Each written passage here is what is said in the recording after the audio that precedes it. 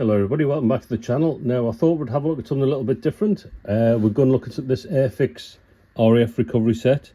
Now we've looked at quite a few Matchbox AFE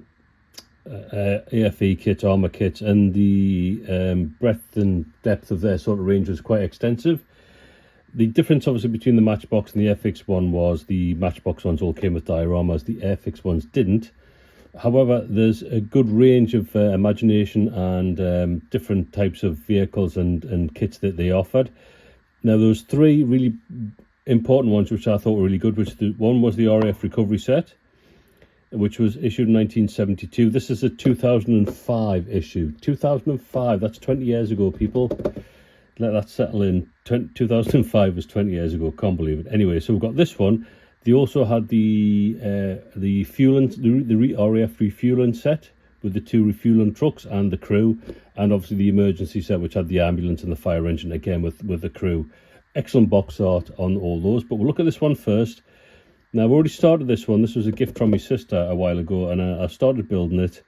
Then it went on the shelf of doom, as most things do, but obviously the little channel I've got going now is giving us some impetus to get things finished. So we'll have a look at this one.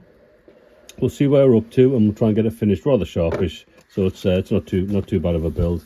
Instructions are typical old Airfix from 2005. I think these are the original drawings from 1972. Pretty clear, pretty explicit, no problems whatsoever in putting them together. It's giving you the transfer call out as you go along as well, and of course you've also got a little bit of rigging to do for the coals crane, which isn't a problem. So I'll just show you where I'm up to at the minute.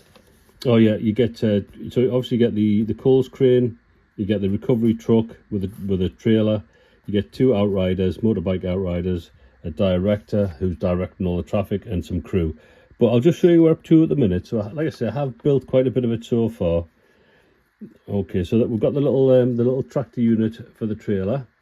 That's gone together really nicely. I haven't fitted the cabs on yet because I'm going to put glazing in them.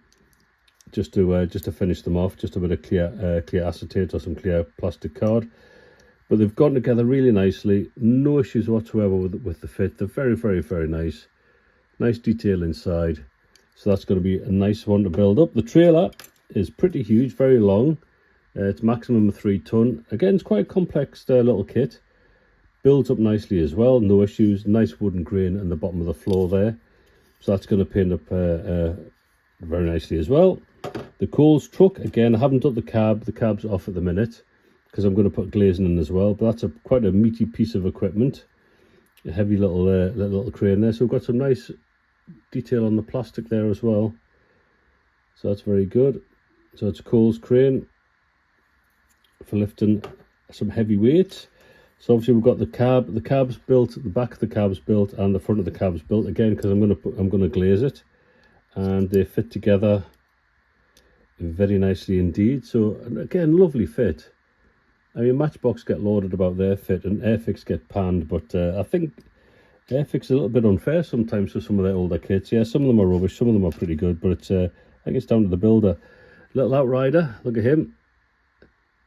Nice, really good detail on that. So this is from 1972.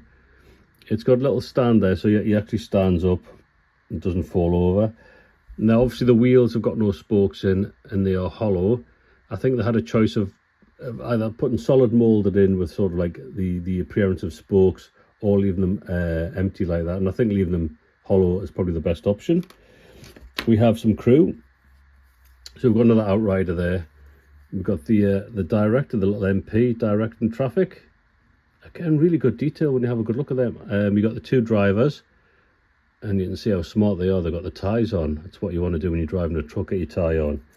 And finally, we have the crane operator. He's got a sink mark. That's the only issue, the sink mark by his right arm there, but we'll sort that out. Again, he's got his tie on.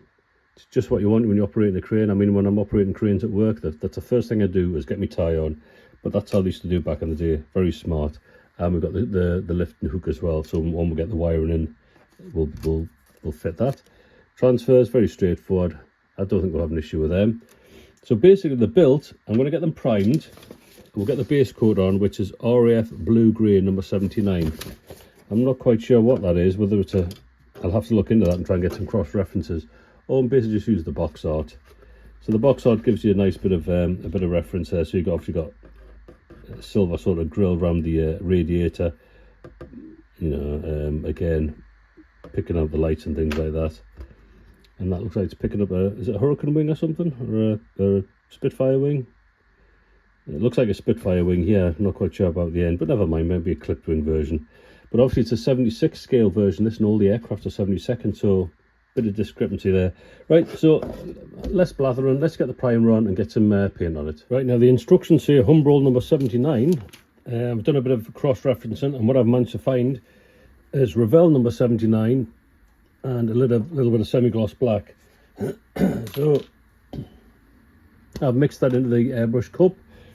Now someone was asking about thinners for enamels. Well, this is what I use, cellulose thinners. It's quite unpleasant, it's nasty stuff, so always mask up and have your windows open when you do that. But obviously I'm only spraying small things, so I always decant my thinners into that and then just pop it in the airbrush. So I've mixed it slightly darker colour, and we'll grab we'll start with this. So it's got nice consistency there. Quite happy with that colour. I might lighten it a little bit, but that's what we're going to go for. So I'll airbrush the rest of that. Like I say, I'll get some masking up and I'll get some windows open. As you can see, we've got the colour on. Quite pleased with it. So what I want to do now is just mix some thin matte 79 or Revell 79, which is a slightly lighter colour than that with the black. Thin the pressure right down, and basically just I can see there. So like feather it into like the top of the wing tops there, just to give a bit of a lightness there. And same on that side. Basically just pick out the highlights, nice and gentle, don't have to overdo it. And it just gives a nice bit of contrast there, as you can see on that. So we'll go around the rest of the model and just like pick out the highlights by simply doing that. And it just lifts the whole model and gives you a nice 3D effect. Right, well, I've got 5 minutes tonight. I thought I'd get some transfers on, so I'll just quickly show you where I'm up to with these. So they've had, where the transfers goes, they've had a little bit of gloss coat. As you can see, the transfer goes on the back of there. The transfer goes on the doors. So I've just brush coated some gloss on, which is this rather old Vallejo polyurethane gloss varnish. It's very good. There's not a lot left, so I'll be probably replacing it shortly with some new ones. Like I say, I've just brush painted it on, where the transfer goes on there as well. I mean, don't be scared to use your brushes, really. You can airbrush a lot of things, but sometimes you can cut corners and just get the paintbrush out. It's much quicker than getting the airbrush out. Now, while I've been yakking on, I've had some transfers in some water. Let's just see if they're going to come off. So they're the side ones for the Scamel. Is it a Scamel truck? I can't. Is it the Scamel truck? Let me just double check the instructions. Quickly. It is the Thornycroft, sorry. Is it Thornycroft crane? It's the Thornycroft Amazon chassis. Right, so the crane's a Thornycroft Amazon chassis with the rather large crane on it. So that's made by Thornycroft. Okay, so, and that's the cab that goes with it. So we're going to put a transfer on that door, which is that one there. Which is starting to, is it going to come off yet? Not very exciting viewing, but let's try it again. I just want to show you that, so they've been in like warm water for about a minute or two. I just wanted to see the oh, hang on, these for the trailer. So what happens when you rush things? They're for the trailer. They are, yeah, they're for the trailer, sorry. So they go on like weight plates, so they go on the side of there on the trailer itself. Good job I double checked that. Just trying to get something done before tea time, before dinner time. Let's take the transfer off, see what it looks like. Okay, that's it. Looks pretty usable to me. Drop it in a bit more water. Stick it on there. Get a paintbrush, take away the excess water. Get it lined up. Knife's my ideal choice for that.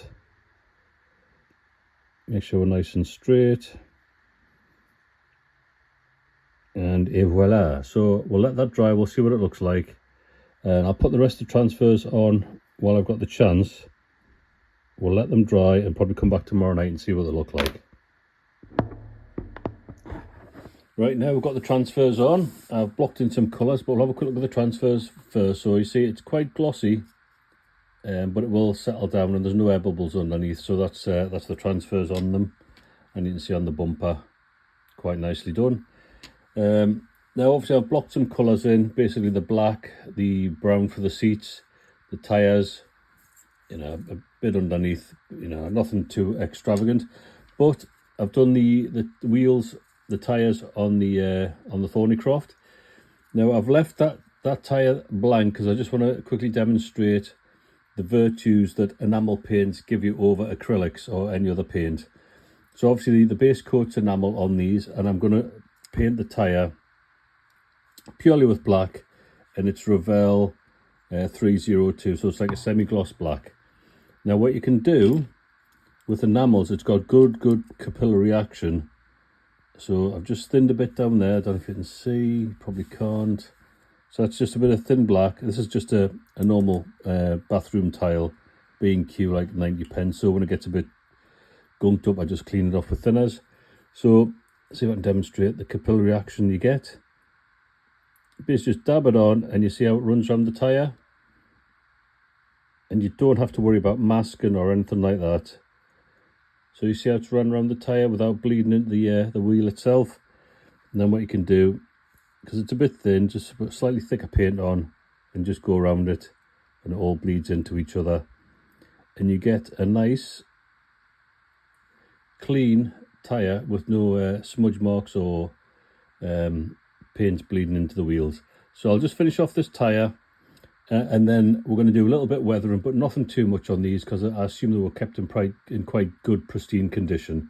But like I say, this is the advantage enamels give you over acrylics. They have a more finer pigment, and you get a lot more capillary action, and they sort of blend well with other enamel undercoats and base coats. Right, so here we go. So that's all the colours blocked in: wheels, tyres, interior seats, transfers all on and settled down. So, like I say, that's the main block colours on. Now I want to give it a little bit of weathering. I don't want to go too over the top because I think these vehicles would have been kept in reasonably decent condition. Maybe the trailer not so much internal, but we're going to give it just a little bit of like a dark earth colour. It's quite thin down, pressure's down low. Airbrush could do with a clean out, so it might not spray very well at the minute. So we'll just see how it goes. So we'll just start with the underneath, basically. So you're not really looking to go too mad on it.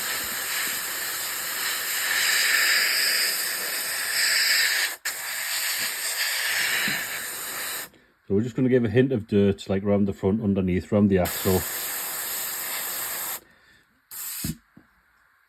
And a teeny bit up the side, just like low down.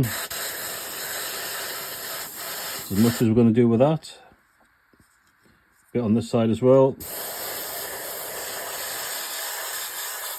Again, a little bit on the tyre, and that's about as much as I want to do on there. I'll do a little bit inside because obviously the bed of the trailer is going to get a bit manky.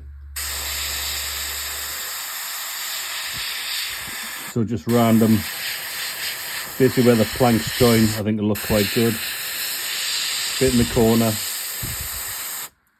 So that you don't want to do much more than that.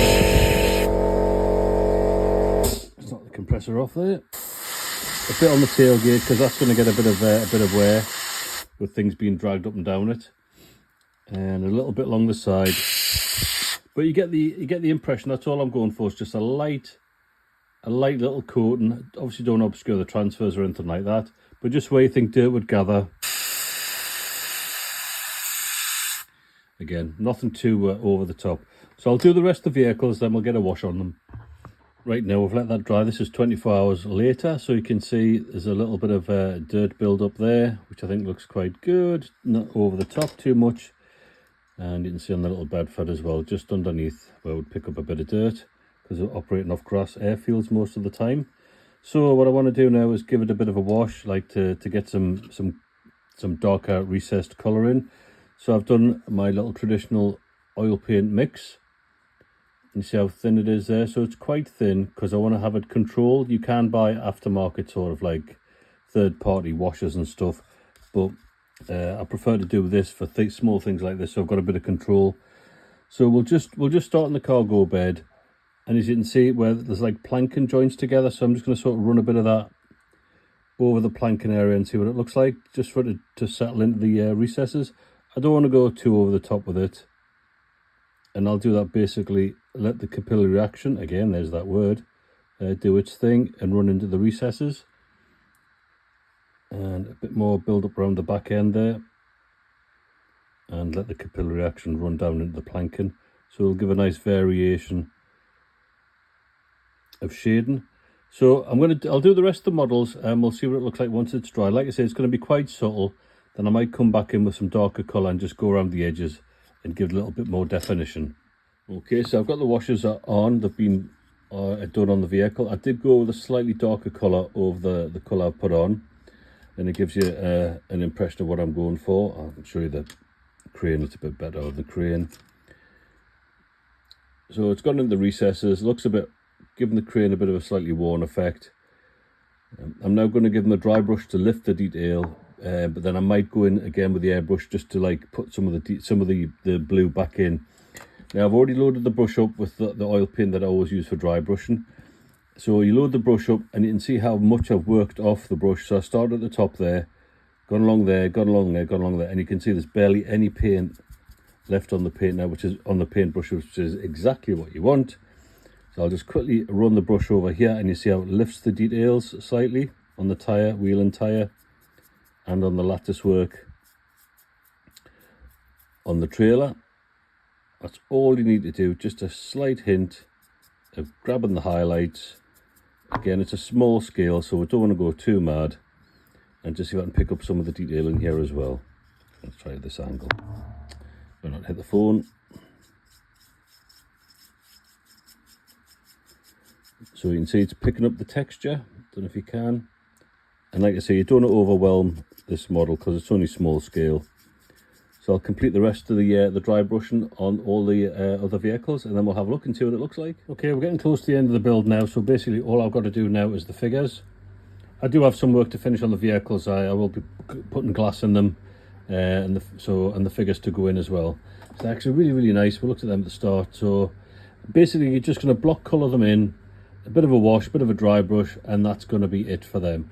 I've had a quick look online. The Outriders had basically the same blue as the RAF staff. They had like black boots and sort of tan gloves with the helmet sort of like an olive drab colour. So I'll basically just build them. I've already painted them. I've already started with the Outriders on the motorbikes. Like I say, block the colour in, a little wash, a little dry brush, maybe a bit of detail. Then that's it. They're in the cabs, they're sealed up, and then we'll be done. Okay, we're now reaching the end of the project. I'll just quickly show you where I'm up to. So I've got the figures installed. There he is in his cab. That's the little Bedford. That's for the Thornycroft. He's in there. I've put windows in as well. Put some glazing in to give a little bit more realism there. The crane driver is in his little crane. He's not the greatest of fit. He's a little bit on the wonk, so just bear that in mind if you're going to build this in future. I put some lycra thread to replicate the cable. I've got the hook on, as you can see, with some brass wire. So I just need to paint that, weather that a bit. Put the cabs on. And that's pretty much it. I don't know if you can see, the light's not very good, I'm afraid. So the figure's done. The bikes are done. And we're all done and dusted. So I'll get them all built together, put the cabs on, and I'll give you my final thoughts. Right, so there we go. We've completed this one. I'm going to call it a day now. So this is the 2005 reissue of the RAF Recovery Set from Airfix. All built and complete and finished. The choice of subject is excellent. I think Airfix really did some of their best work back then, although at the minute they're actually smashing out the park with some of the new releases that are coming out. But for the time these were made, excellent. The choice of subjects, brilliant. The variation of subjects as well. You've obviously got your recovery truck, your little Bedford, and you've got your big Thornycroft crane. You've got two Outriders and a directional MP or Outrider directing the traffic, or whatever you want to call them. So that's all painted up.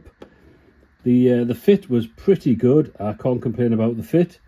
If we just look at the little bedfed, we can see the fit between the chassis and the cab, which is I mean, spot on. There's the driver's in there as well, right hand drive, the correct side to drive a vehicle on, and that's such a cute little dinky little bed for that. So that goes really well with the trailer, which has been fully weathered but not over the top. Like I say, I want to keep weathering down a little bit clean. I don't want to go too over the top of these, because I suspect it would be kept quite clean on the airfield. Again, the crane, the big Thornycroft, I put glass in that as well, so we've got the driver in there, we've got the crane operator in the back. I mean, obviously you wouldn't have the driver and the crane operator in at the same time, unless you're in a bit of a hurry. But otherwise, it's a really, look at that, it's a really substantial looking vehicle, paints up really well, builds nicely, and that's I'm happy with that. The two Outriders, yeah, I could spend a little bit more time on them, but they're okay. I'm reasonably happy with them. And the obviously the directional officer waving his hands around, nicely moulded, nicely sculpted, and painted simply. And there we go. So that's the end of that one. I'll put some pictures up at the end, some closer images, because it's quite difficult to see on this. Like I say, all this is done is filmed on my iPhone 13. It's filmed, photographed, edited and uploaded on an iPhone. There's nothing more substantial than that. I haven't got any more fancy down equipment, so hopefully the pictures are a better idea of the detail and the finish I've got on these models. But otherwise, I'll put them up now. Thanks for watching. Leave your comments below. Would you like us to see like me to do the refueling set, or the recovery set, which is the ambulance and the fire engine, which I've built both of them plenty of times in the past. This one not so much. This is probably the second time I've built this one. But if you want to see them, just leave a note in the chat and I'll get on with them, or the comments in the at the end of the video. But otherwise, thanks for watching and enjoy the photos.